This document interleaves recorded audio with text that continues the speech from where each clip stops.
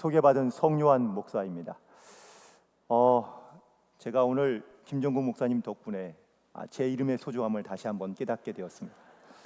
네, 저희 교회에서는 그렇게 제 이름이 그렇게 아주 소중하게 불려지지는 않는 것 같은데 나와서 보니까 제 이름이 다시 한번 참 좋구나, 목회하기 딱 좋은 이름이구나라는 것을 다시 한번 깨닫게 됩니다.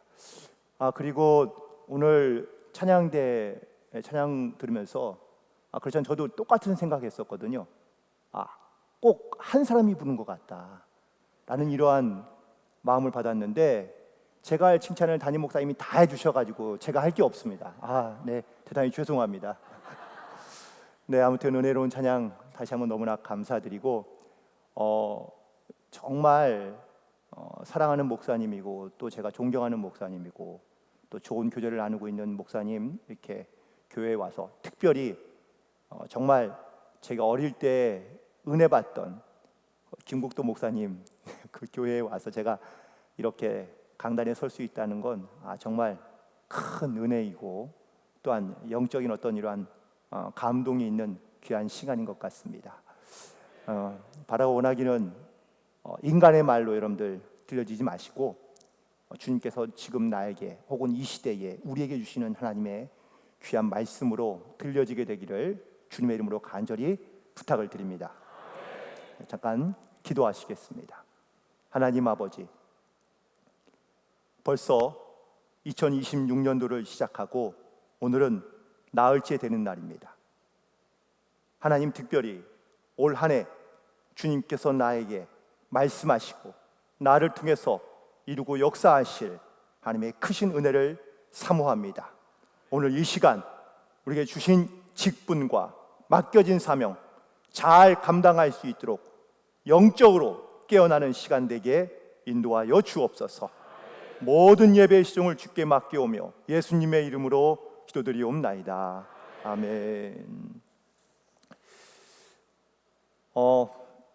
설교의 어떤 혹은 또 임원 훈련이라는 말씀을 받고 제가 어떻게 임원 훈련을 하면 좋을까라는 것을 사실은 고민을 많이 했는데 사실 저는 임원 훈련 전문가는 아니고요.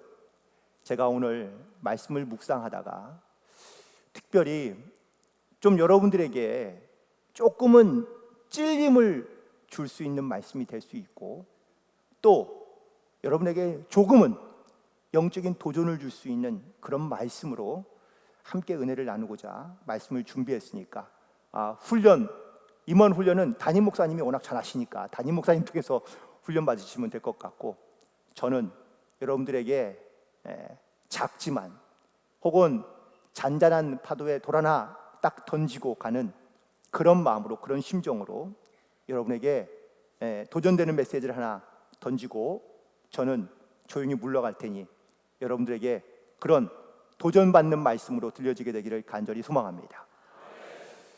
우리가 살고 있는 이 시대는 문화 그리고 우리가 이 문화의 범주에는 너무나 많은 것들이 있는데 그 다양한 범주에 있는 문화들 속에서 우리가 살아가고 있습니다. 그런데 어떤 문화는 우리가 조금 거부감 없이 받아들이는데 또 어떤 문화들에 대해서는 상당히 거부감을 느낄 수밖에 없거든요. 기독교, 단순히 그냥 종교 혹은 신앙 혹은 믿음이라는 그런 어떠한 종교색을 조금 배제시키면 기독교 문화라고 말해도 크게 틀리지 않을 말씀 같습니다. 그렇다면 우리가 가지고 있는 기독교 문화는 뭘까? 또 기독교인이 세상의 문화 가운데 들어와서 살아갈 때 우리가 어떤 영적인 싸움이 있는가? 그리고 나는 이 시대 속에서 그 기독교의 문화를 전파하고 증거하는 이 증인의 삶을 살아가려 할 때에 나는 지금 어떠한 영적인 도전을 받고 있는가라는 것을 함께 고민해 보고 싶은 겁니다. 사진을 하나 준비했는데 사진 한번 잠깐 보시겠습니다. 어떤 그림인지 아시나요? 네? 이미 벌써 위에 다 글씨가 써 있으니 잘 아실 것 같습니다. 라이트 비어, 맥주 이야기입니다. 미국의 1970년대에 그 맥주 시장은 조금은 소원해진 상태였습니다. 뭔가 돌파구도 없고 뭔가 새로운 것도 없고, 그래서 사실 미국의 어떤 이러한 그 맥주 문화에 뭔가 특별한 뭔가 새로운 것이 있으면 좋겠다라고 생각했던 그때쯤 이 맥주 회사들의 전략 가운데 이 라이트 비어를 만들기 시작했고, 이 라이트 비어가 소위 말하는 대박이 났습니다. 기존에 맥주를 마시던 그런 사람들이 예를 들면 한 30%가 안 되는 퍼센테이지에 있던 이 맥주 시장이 이 라이트 비어가 등장하기 시작하면서 게임 체인저가 된 거예요. 그래서 맥주 시장이 30% 이하에서 갑자기 50%대 이상으로 점프하게 됩니다. 그런데 그렇게 된 이유는 뭐죠? 알코올 도수가 약하고 먹기 쉽고 편한 이 라이트 비어가 등장하게 되면서 그냥 너무 쉽게 많은 사람들이 이 맥주를 혹은 또 이런 어떤 라이트 비어들을 접하게 되면서 많은 사람들 가운데 아주 선풍적인 인기를 끌게 되었다는 겁니다. 좀 불편하신가요? 교회에서 맥주 이야기하고 그러니까?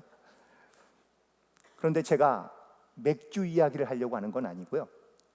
이 맥주 회사들이 썼던 전략이 무엇이냐는 겁니다. 가벼운 맥주, 가볍다는 이 인식이 부담이 덜 되고 혹은 또 쉽게 접근할 수 있다는 그런 강점을 가지고 전략을 폈더니 많은 사람들 가운데 큰 효과를 얻게 되었다는 겁니다. 그런데 좀 충격적인 사건은 2012년도 타임즈 5월호에 보면 세들백 교회의 이야기가 등장합니다. 그런데 당시 이 세들백 교회에서 했던 프로그램이 뭐냐? 다니엘 프로그램 혹은 다니엘 플랜이라는 이 프로그램을 시작했는데 이것이 소위 대박이 났습니다. 이게 뭐냐면 다이어트 프로그램이에요. 그런데 이 타임즈의 이 세들백 교회의 이야기가 종교 섹션에 실린 게 아니라 건강 섹션에 실린 거예요. 그 내용은 이런 겁니다. 기자가 이 다니엘 플랜에 대해서 이렇게 기사를 쓰고 조사해 봤더니 세들백 교회에 있는 교인이 약 한 15,000명 정도 되는데 이 다니엘이 금식했던 그 일주일 동안의 금식의 기간을 정해놓고 전 교인이 다 같이 함께 금식하며 다이어트하자 했던 거예요. 그래서 이 한 주간 동안에 세들백 교회에 있는 전체 교인들이 감량한 다이어트의 몸무게가 약 한 120톤 정도 됩니다. 이게 상상하기 어려운 숫자인 거예요. 그러면서 이것이 선풍적인 인기를 끌기 시작했고 또 이런 프로그램들이 개교회마다 소개되기 시작하면서 그러면서 이런 다이어트 교회 안에 또한 성도들 안에 이런 다이어트 프로그램들이 인기를 끌게 된 겁니다. 이 사건과 혹은 이 이야기를 들으면서 제 머릿속에 가장 먼저 떠올랐던 그런 개념이 이 라이트라는 개념이에요.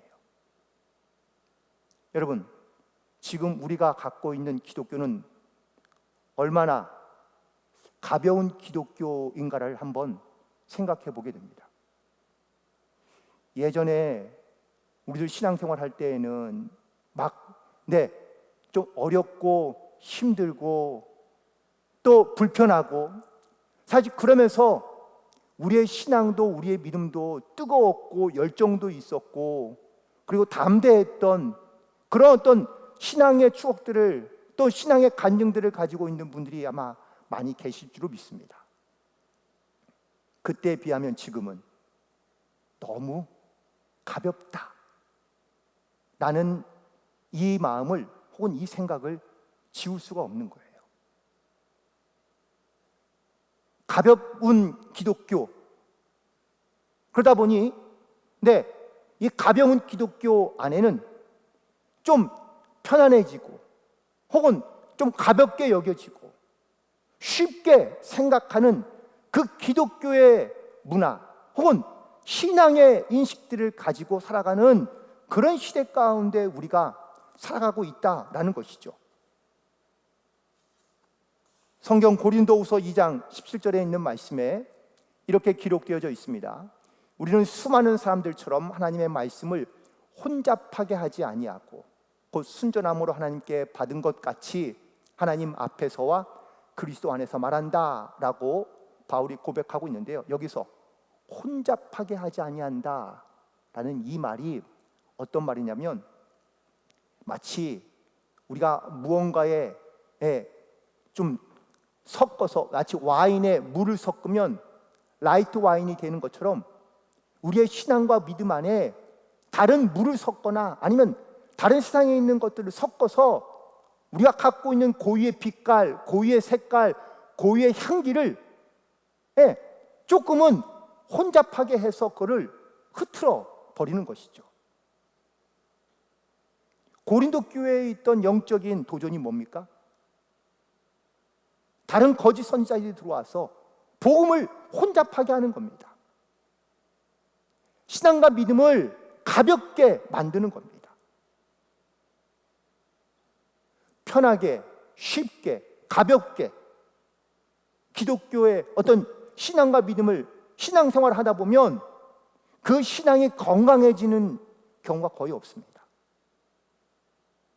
대부분 다 신앙이 병들거나 아니면 신앙과 혹은 자기의 삶의 영적인 갈등을 겪게 되는 경우가 많이 있는 겁니다.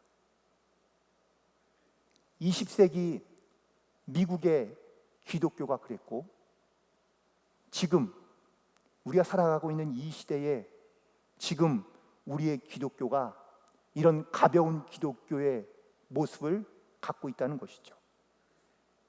그래서 미국의 영성가인 에이든 토저 목사가 이 기독교를 이렇게 정의하고 있습니다. 약은 약이로되 고칠 수 없고 독은 독이로되 죽일 수 없는 기독교가 되었다. 우리가 복음, 믿음, 어쩌면 우리가 갖고 있는 이 신앙의 그 중심이, 그 무게가 세상의 어떤 영적인 어떤 미혹 가운데, 세상의 문화 가운데도 우리가 흔들리지 않는 영적인 묵직함이 좀 있어야 될 텐데, 아쉽게도 안타깝게도 우리의 신앙, 우리의 믿음, 우리의 모습이요 너무 가벼워 보입니다.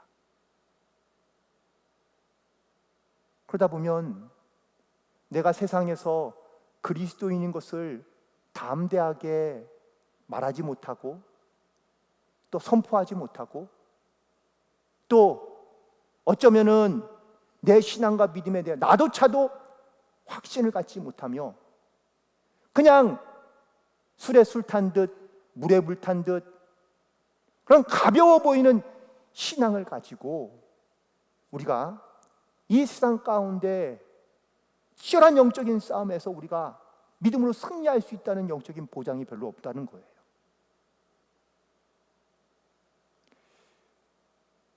오늘 함께 읽은 계시록 2장에 있는 말씀은 7교회 중에 버가모 교회에 대한 이야기입니다. 마음 같아서는 7교회를 다 했으면 좋겠는데, 그런데 그 중에 오늘 버가모 교회 하나만 제가 콕 집은 이유는 이 버가모 교회가 갖고 있는 영적인 특수성 때문입니다. 버가모 교회의 모습을 본다면 계시록 2장 오늘 본문 13절에 보니까 내가 어디서 사는지를 내가 아노니 거기는 사탄의 권자가 있는 데라 라고 이렇게 말하고 있습니다. 여러분, 버가모 교회의 모습 혹시 보신 적 있으신가요? 네, 사진도 볼 텐데 이게 이제 우리가 알고 있는 또 전해져 오는 버가모 교회의 현재의 위치 그리고 현재의 모습입니다. 그런데 좀 충격적인 것은 성서학자들이 이 모습이 버가모 교회의 모습이라고 우리가 알고 있는데 사실 이 모습은 버가모 교회의 모습은 아닐 수 있습니다. 우리가 성지순례를 가면 버가모 교회 반드시 들려서 이렇게 사진을 찍고 가는데요. 놀랍게도 이 버가모 교회가 성전이 지어진 이 장소는 원래는 이집트의 신전이 세워져 있던 곳이에요. 그런데 그 신전 위에 교회를 세웠다고 말하고 있습니다. 우리가 말하는 지금 그 건물 자체가 교회로 세워진 것이 아니라 그 이방의 신전 안에 들어가서 기독교인들이 예배하고 또한 거기에서 그냥 신앙생활을 했다라는 이야기예요. 그러니 교회의 모습인지 아닌지는 정확하게 구분할 수 없지만 그 신전의 터가 바로 이집트의 신전이었다는 사실은 분명합니다. 그래서 사도 요한도 버가모 교회의 위치와 모습 가운데 내가 있는 그곳이 바로 사탄의 권자가 있는 곳이었다고 말해주고 있습니다. 물론 여기에서 신앙과 믿음을 지키며 또한 신앙의 뿌리를 가지고 살았던 버가모 교회 교인들도 있었지만 이 사단의 신전에 세워진 또한 그곳에서 예배했던 많은 버가모 교회 교인들이 후에 이단에 빠지게 되고 혼합된 종교의 세상의 문화 가운데 빠지게 되면서 이 버가모 교회는 결국은 사라지고 말게 됩니다. 특별히 오늘 이 버가모 교회는요 칭찬과 그리고 책망에 있는 말씀이 같이 동시에 등장하는데 첫 번째 칭찬에 있는 말씀은 13절에 있는 말씀입니다. 내가 내 이름을 굳게 잡아서 내 충성된 증인 안디바가 너희 가운데 곧 사탄이 사는 곳에서 죽임을 당할 때에도 나를 믿는 믿음을 저버리지 않았다라고 칭찬하고 있습니다. 충성된 증인 안디바,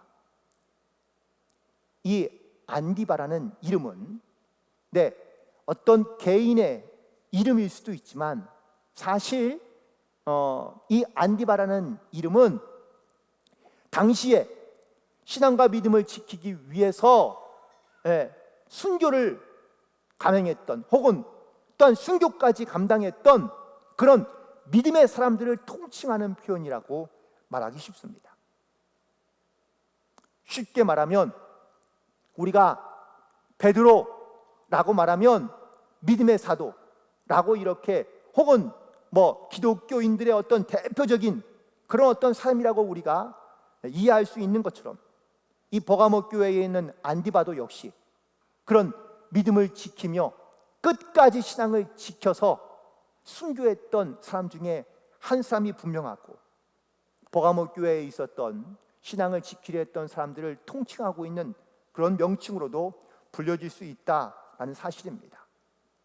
이처럼 버가모 교회는요 정말 이 신앙과 믿음을 지키기 위해서 또한 순교까지 당했던 믿음의 사람들도 있었지만 사실 이 버가모 교회는 책망에 있는 말씀이 좀 더 많은데 그 책망의 말씀의 특징들을 보니까 세상에 있는 영적인 문화와 혼합되기 시작하면서 신앙과 믿음이 변질된 사람들이 등장하게 되었다는 것이죠. 그 첫 번째 그룹이 바로 발람의 교훈을 받아들인 사람들입니다. 오늘 본문 14절에 이렇게 기록되어져 있습니다. 발람이 발락을 가르쳐 이스라엘 자손 앞에 걸림돌을 놓아 우상의 제물을 먹게 하였고 또 행음하게 하였느니라 라고 말씀하고 있는데요, 이스라엘 백성들이 애굽에서 나와가지고 가나안 땅을 들어가기 직전입니다.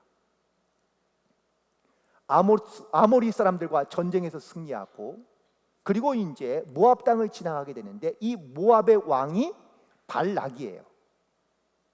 그리고 발람은 당시 그 모압 주변에서 활동하던 아주 유명한 선지자 중에 한 사람입니다. 이 선지자가 이방인의 선지자인 거예요. 쉽게 말하면 좀 예언을 할 줄 알고 또 시대를 볼 줄 알았던 그러한 사람이 바로 발람이었는데, 이 발락이라는 모압 왕이 발람을 찾아가서 이스라엘 사람들이 우리 땅을 지나가는데 네가 와서 이 사람들 저주해줘라. 네가 원하는 모든 것을 다 해줘. 돈도 주고 명예도 주고 다 줄 테니까 와서 이스라엘 사람들 좀 저주해라 라고 이렇게 부탁해서 발람이 왔는데요, 그런데 이 발람이 저주하려 하자 하나님께서 그의 입을 막아버리시고 오히려 이스라엘 백성들을 축복하는 말씀을 주십니다. 한 번, 두 번, 세 번에 걸쳐서 이스라엘을 저주하고 또한 그들에게 악한 말을 해주기를 원했지만 하나님은 이 발람의 입에 오히려 이스라엘 백성들을 향한 축복의 말씀만 주십니다. 결국은 발람은요, 이 발락이 원하는 대로 이스라엘의 저주의 말을 하지 않고 돌아갑니다. 그런데 문제는 그 다음입니다. 발람이 그냥 돌아간 게 아니라 이 발락에게 이스라엘 백성들을 내가 입으로는 저주하지 못하지만 이스라엘 사람들을 유혹할 수 있는 방법이 하나 있는데, 그 방법이 무엇이냐?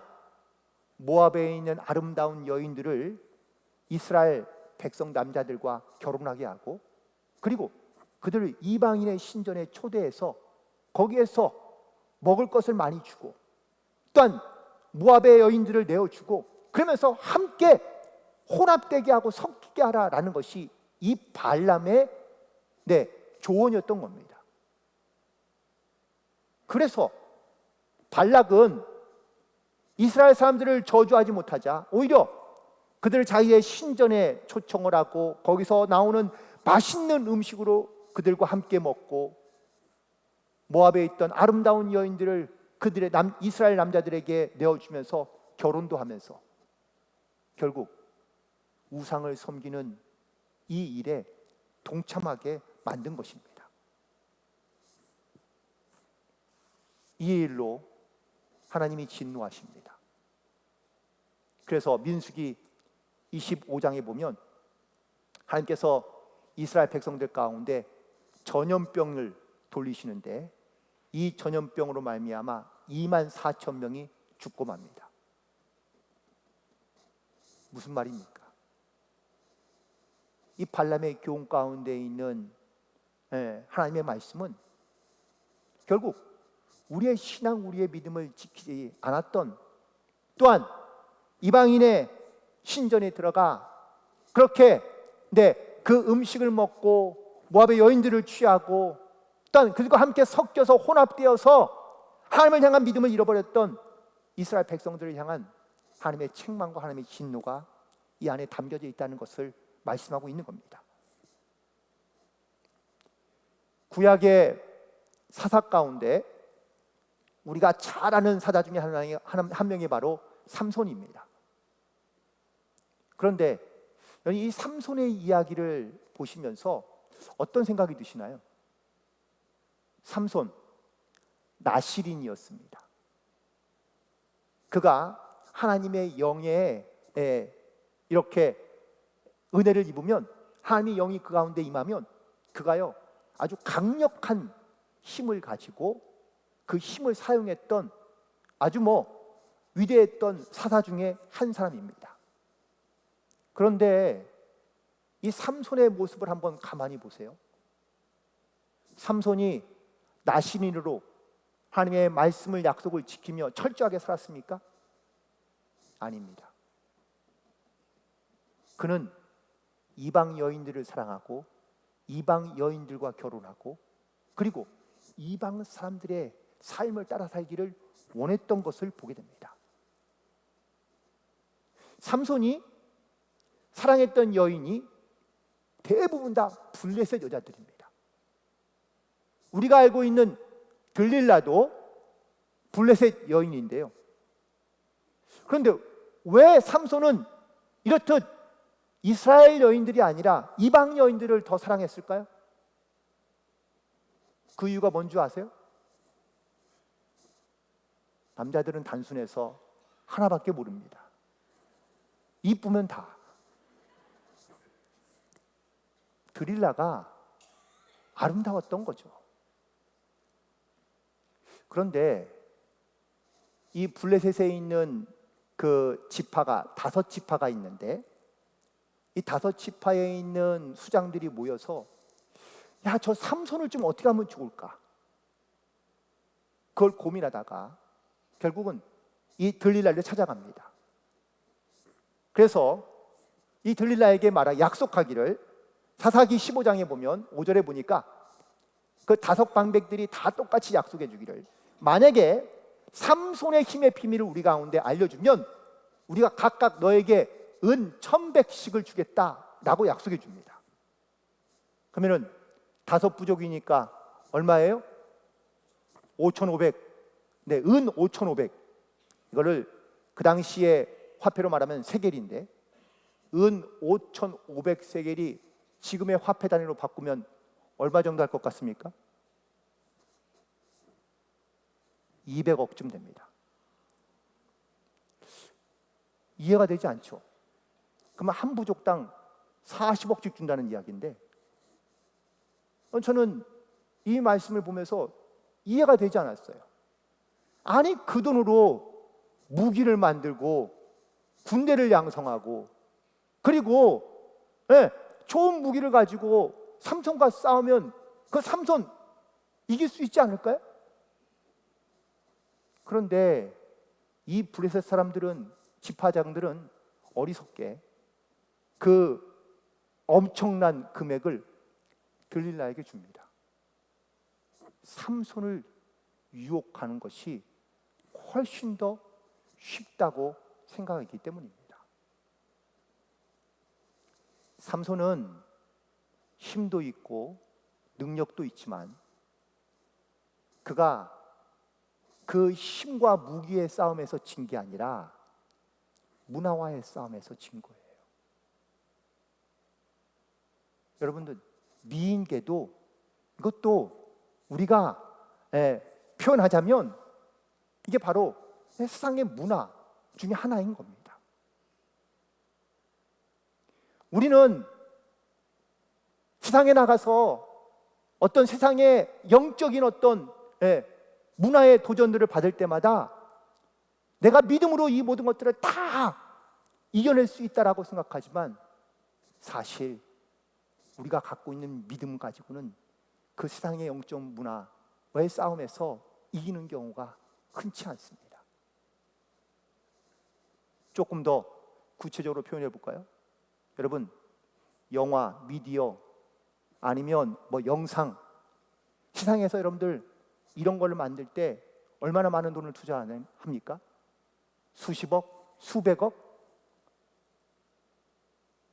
여러분 그렇게 세상에는요 수많은 돈을 거기다 쏟아부어요. 마치 블레셋 지파가 드릴라에게 그 엄청난 돈을 주면서 삼손을 유혹하게 한 것처럼 세상이 그런 문화적인 힘을 가지고 우리 가운데 도전해 오면 여러분 우리가 그것을 이겨낼 방법이 과연 있을까? 저는 쉽지 않다고 생각합니다. 또 하나의 책망이 있는데 그건 바로 니골라당의 교훈입니다. 사도행전 6장에 보면 이 니골라가 어떤 사람인지를 말해주고 있는데, 이 니골라는 바로 초대교회 7 집사 중에 한 사람이었습니다. 그런데 이렇게 많은 사람들로부터 신앙의 존경을 받고 믿음의 사람이었던 이 니골라가 변질됩니다. 그리고 새로운 자기만의 교리와 교훈을 만듭니다. 마치 이단이 된 것처럼 말이죠. 이 니골라당의 교훈이 뭔지 아세요? 내가 예수를 믿었으면 그러면 구원받은 것이다. 그렇다면 한 번 구원받은 것은 영원한 것이니 내 영은 이미 벌써 구원받았으니 내 육은 편하게 네 마음대로 내가 하고 싶은 것 하고, 육신과 영은 전혀 상관이 없으니 육신은 그냥 내 멋대로 살아도 된다라는 것이 니골라당의 교훈인 거예요. 언뜻 들으니까 그런 것 같기도 한데, 우리는 예수를 믿어 구원받았잖아요. 영이 구원받은 것이지 육이 구원받은 건 아니잖아요. 그러니 아니 뭐 육신까지 거룩하게 살 필요가 있습니까? 육신은 그냥 육신대로 살고 내 영은 깨끗하고 온전해서 하나님 나라에 들어가면 되니까 내 영만 구원받으면 되지. 이런 혼합된 교리와 교훈과 신앙들이 생기기 시작하고, 교회 안에, 성도들 안에 이런 혼합된, 세상의 문화과의 혼합된 이러한 신앙의 교훈들이 생기기 시작하자 교회 안에, 성도들 안에 혼란이 생기기 시작하는 겁니다. 사실 버가모 교회 교인들의 그의 현재의 상황이 어쩌면 지금 우리들의 현재의 상황과 크게 다르지 않습니다. 우리가 믿음과 신앙을 지키며 살아가려고 노력하지만 세상의 영적인 문화 가운데 우리가 싸우다 보면 이게 긴 것 같기도 하고 아닌 것 같기도 하고, 또 뭐 이것저것 섞이고 혼합되어서, 그래서 내가 믿는 이 신앙도 믿음도 가벼운 신앙과 믿음을 가지고 살다 보니까 내 신앙도 그냥 괜찮은 것 같다라고 생각이 들 때도 많이 있거든요. 자, 그렇다면 이런 가벼운 기독교의 문화 혹은 혼합된 어떤 세상의 문화와의 이런 혼합된 신앙 속에서 우린 과연 그러면 어떻게 분별하며 혹은 어떻게 우리가 이 영적인 싸움 가운데 승리할 수 있을까? 오늘 그 말씀의 첫 번째가 바로 말씀의 검을 가지라고 말씀하고 있습니다. 에베소 6장 17절에 있는 말씀이죠. 성령의 검, 곧 하나님의 말씀을 가지라 라는 것이 버가모 교회뿐만 아니라 지금 우리에게 주시는 하나님의 말씀인 줄로 믿습니다. 그런데 이 말씀의 검을 우리가 갖기 전에 먼저 필요한 우리의 영적인 자세가 요구되는 것이 하나 있는데, 그건 오늘 본문에 있는 말씀의 16절에 이렇게 이야기합니다. 회개하라. 사랑하는 성도 여러분, 우리가 회개하지 않고 또한 회개함으로 우리가 주님 앞에 나아가지 않으면 결단코 우리가 하나님의 말씀의 검을 사실 담대하게 들 수가 없습니다. 내가 영으로 혹은 또 내 모습 안에 정말 주님의 모습으로 온전하게 회복되지 않은 상태에서 말씀의 검을 잡는다면 여러분 그 말씀의 검이 잘못 사용될 수도 있습니다. 제 간증 하나 하려고 그러는데요. 네, 한 2년 조금 넘었는데 2022년도 10월 24일 날 사건이 하나 있었는데 대한항공 비행기가 필리핀 세부에 가다가 필리핀에서 세부 공항에서 비상 착륙한 사건입니다. 혹시 이 사건 들어보신 적 있으신가요? 네, 제가 이 비행기에 타고 있었습니다. 그런데 정말 이 비행기를 타기 전까지 저도 나름대로 열심히 목회하고 또 그 목회한 어떤 그 하나님의 어떤 이런 좀 보상 같은 그런 어떤 하나님의 은혜를 제가 누리며 살고 있다고 생각을 하고 나름대로는 열심히 선교도 하고 목회도 하고 사역도 한다고 생각했는데 그런데 이 비행기 사고를 겪으면서 저를 다시 한번 돌아보게 되었습니다. 내가 이렇게 열심히 일하는 게 과연 누구 때문일까? 나를 위한 거 아닌가? 내가 정말 하나님을 위한 일을 하고 있는가? 내가 정말 열심히 힘쓰고 있는 이 모든 일들을 통해서 내가 많은 사람들 가운데 알려지고 인정받고 또 내가 그렇게 높아지고 있는 것을 나도 어느새 즐기고 있는 것 같더라고요.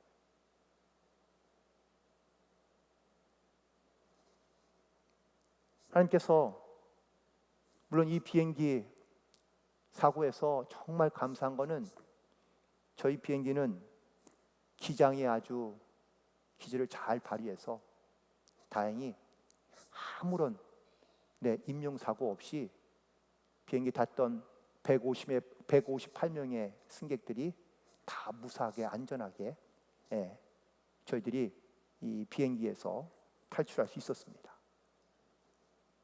그러면서 제 마음에 정말 나도 모르게 혹은 어쩌면 제가 정말 인식하지도 못한 채 제 마음속에 있었던 스스로에 대한 어떤 인정, 교만 이런 마음들이 이 시간을 통하여 다시 한번 회개하게 되더라고요. 여러분, 언제 우리가 주님 앞에 회개했었는지 그 회개의 기도 혹은 회개의 순간들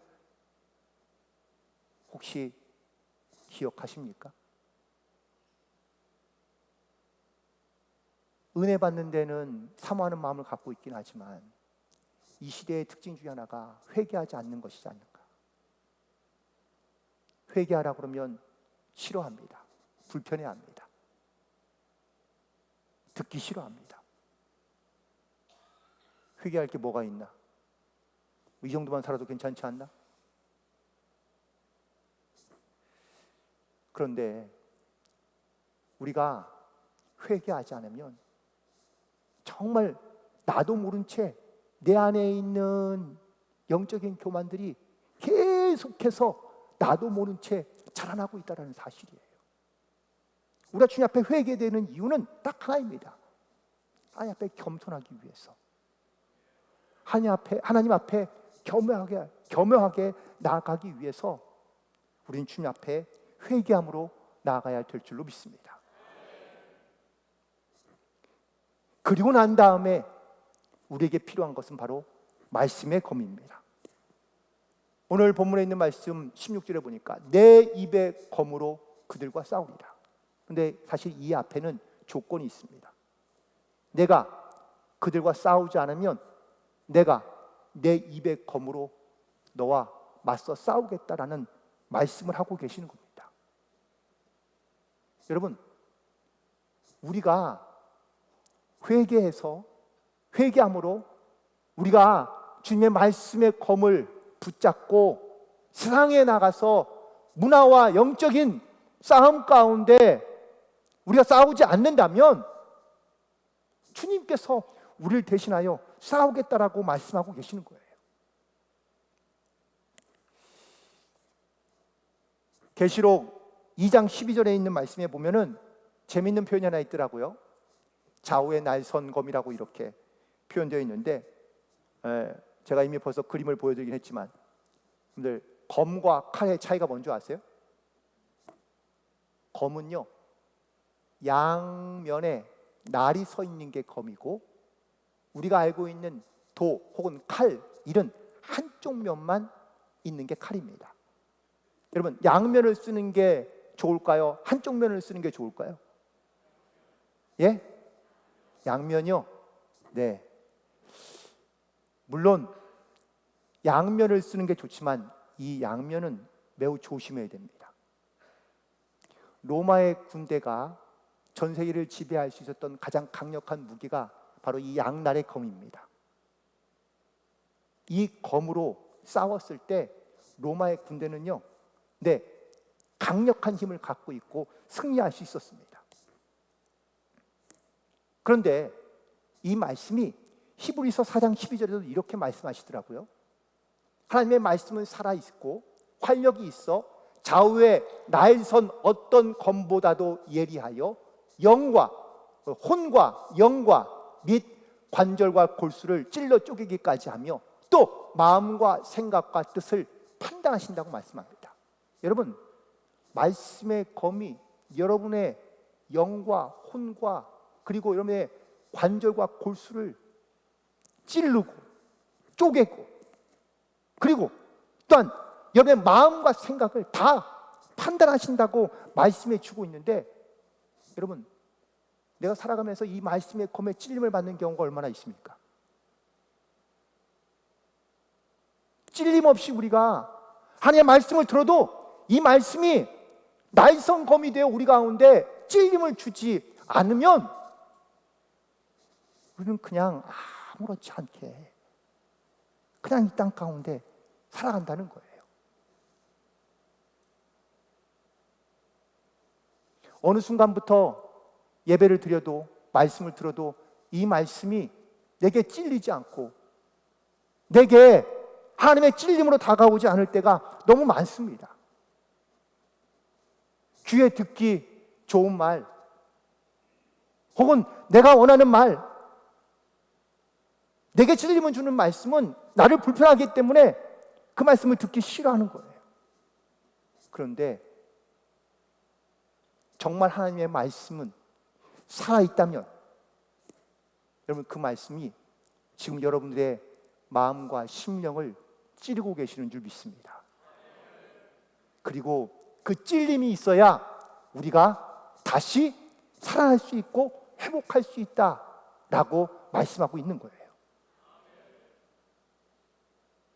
바라가 원하기는 여러분들이 예배 가운데 하나님께서 말씀을 주실 때 이런 귀한 말씀의 찔림에 있게 되기를 간절히 소망합니다.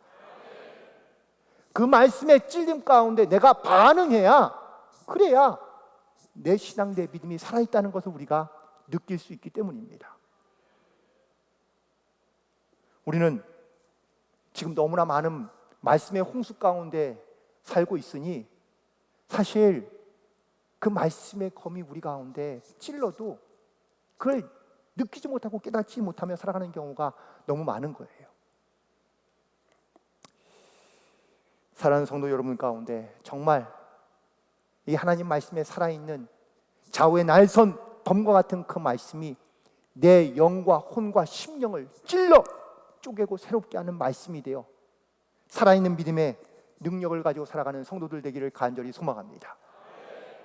우리가 알고 있는 이 말씀의 찔림을 받고 회개한 사람들은 초대 공동체를 이루며 살았지만 똑같이 말씀의 찔림을 받았는데 그 찔림을 거부하고 거절했던 사람들은 돌을 들어 스데반을 던져서 죽게 했던 것을 보게 됩니다.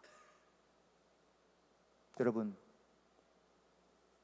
나에게 주는 이 말씀의 찔림에 내가 어떻게 반응하느냐에 따라 우리의 신앙의 공동체의 모습이 달라지게 될 줄 믿습니다. 시간이 벌써 8시 반인데, 네, 고민이 되네요. 더 할까 말까. 네, 딱 한마디만 더 하고 말씀을 마치겠습니다. 오늘 이렇게 말씀으로 우리 가운데 역사할 때, 그 찔림에 우리가 반응할 때 하나님께서 그 반응하는 자들에게 주시는 하나님의 은혜를 오늘 본문에서 말씀해 주고 있는데, 그 첫 번째가 17절에 있는 말씀입니다. 바로 이기는 자에게 감추었던 만나를 주신다고 말씀하고 있습니다. 여러분, 만나가 뭔가요? 하늘의 양식. 네. 그렇다면 감추었던 만나는 뭔가요? 물론 이 말씀이 우리 가운데 어떻게 들려지고 해석되어지느냐에 따라서 다를 수 있지만, 말씀은 감춰진 게 아닙니다. 만나는 감춰지는 게 아닙니다.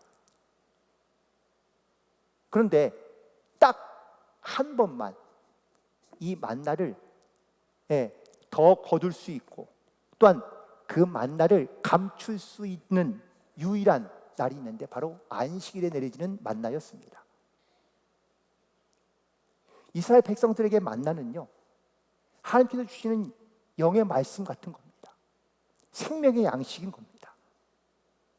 이 만나가 그들을 살아있게 하고 살아가게 하고 움직이게 하는 바로 그 생명의 근원이 된다는 사실입니다.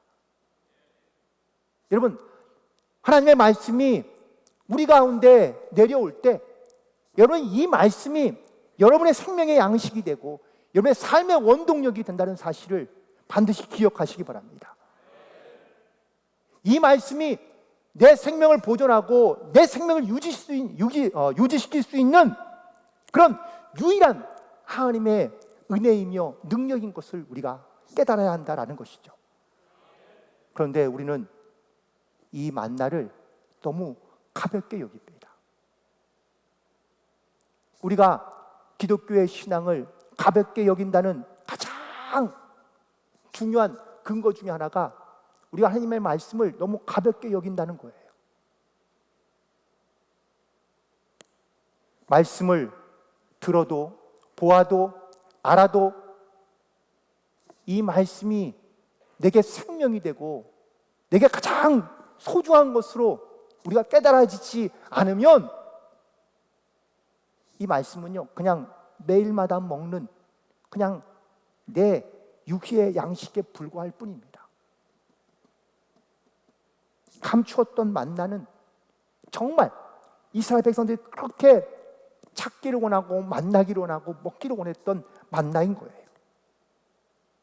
그런데 이 만나를 승리하는 자에게, 이기는 자에게 주시겠다고 말씀합니다. 그리고 하나 더 17절에 있는 말씀에 보니까 새 이름을 기록한 것이 있나니 받는 자밖에는 그 이름을 알 사람이 없다라고 말씀하고 있습니다. 내가 예수를 믿고 난 다음에 새로운 사람이 되었다는 이야기를 고백하는 분들이 많습니다. 이전에 내가 예수를 믿어서 내가 그 믿음의 사람으로 이 땅 가운데 살지만, 특별히 내가 정말 하나님의 이 말씀을 통해서 내 심령이, 내 영혼이 완전히 새롭게 된 그 새 영의 모습을 가지고 살아가는 그 기쁨, 그 은혜를 내가 감격하며 살았던 그때가 까마득한 옛날처럼 느껴지거나, 아니면 여전히 지금도 내가 이 주님의 말씀을 따라 살면서도 하나님이 주시는, 나에게 주시는 이 은혜를 우리가 느끼지 못하며 또한 생각하지 못하며 감사하지 못하며 살고 있다면 나는 여전히 내 육적인 이름, 내 육의 이름을 사용하며 살아가는 사람밖에 되지 않는다는 것이죠. 여기서 말하는 이 새 이름은 영의 이름입니다. 구원받은 자의 이름입니다. 내가 구원받은 하나님의 자녀로서 이 땅 가운데 살아갈 때 내가 내 이름 석자, 제 이름 뭐죠? 성요한인데 성요한으로 살아가는 것이 내 인생의 목표나 목적이 아니라 내가 하나님의 자녀, 하나님의 아들, 하나님의 딸로 이 땅 가운데 살아가는 것이 바로 하나님께서 나를 권하신 하나님의 귀한 목적이며 은혜인 줄로 믿습니다. 이 이름을 가지고, 이 새 이름을 가지고 이 땅 가운데 담대히 살아가는 자, 그 사람을 통하여 하나님께서는 당신의 나라와 주님의 뜻을 이루어 가시고 계시는 줄 믿습니다. 마태복음 7장 22절도 23절에 있는 말씀인데요, 오늘 이 말씀을 한번 같이 함께 읽었으면 좋겠습니다. 함께 합니다.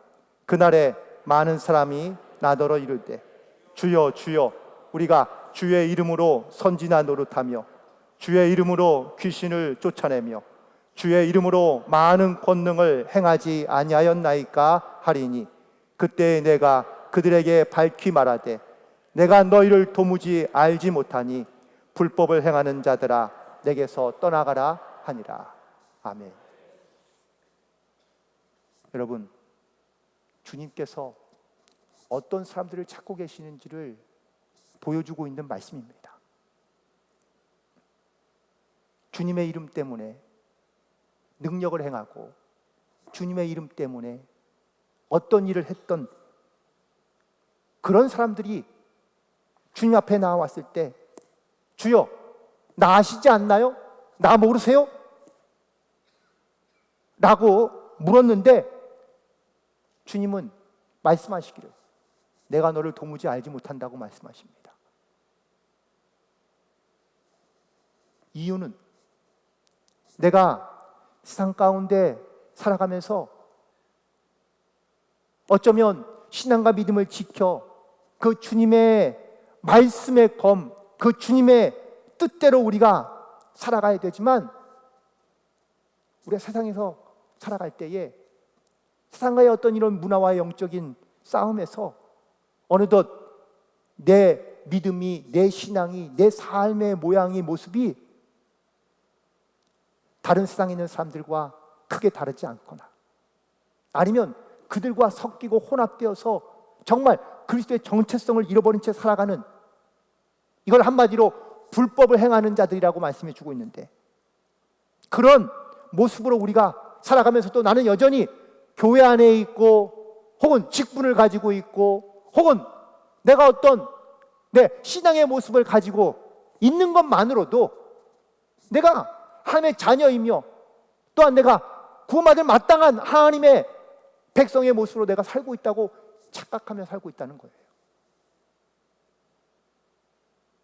저는 이 시대에 그래서 영적인 도전이 단 몇 명을 구원하고 또한 어디서 무언가를